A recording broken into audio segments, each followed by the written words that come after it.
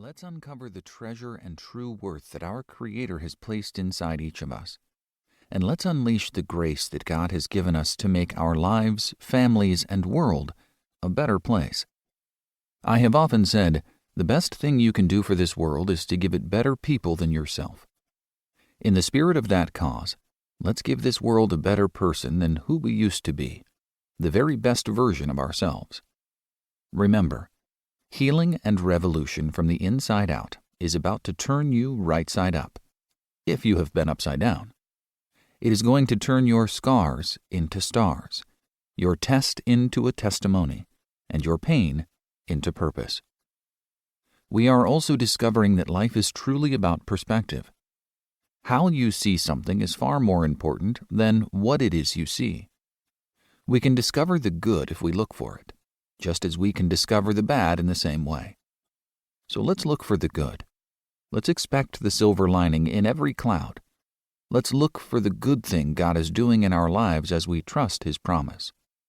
Follow me, Jesus said, and I will make you something that has never been before. See Matthew chapter 4, verse 19. Introduction. A joyful heart is good medicine, but a broken spirit dries up the bones. Proverbs chapter 17, verse 22. I was visiting my oldest son the other night when I leaned over and asked him if I could borrow a newspaper. "Dad," he said, "it's 2022. Why would I have a newspaper? But if you like, you can borrow my iPad." I can tell you this, that spider never knew what hit him. I start this book with some lighthearted humor because laughter does good, like medicine. This is especially true in today's chaotic world, where we definitely need a good laugh and God's healing hand. Good news is in short supply these days, especially in headlines, filled with fear, hate, disease, and crisis. Where is the inspiration, encouragement, and hope? That ship sailed a long time ago.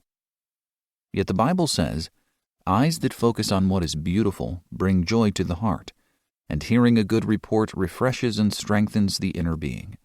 Proverbs chapter 15, verse 30, the Passion Translation. Another translation says, good news makes for good health. New Living Translation. No wonder people are so weighed down. Our hearts are heavy.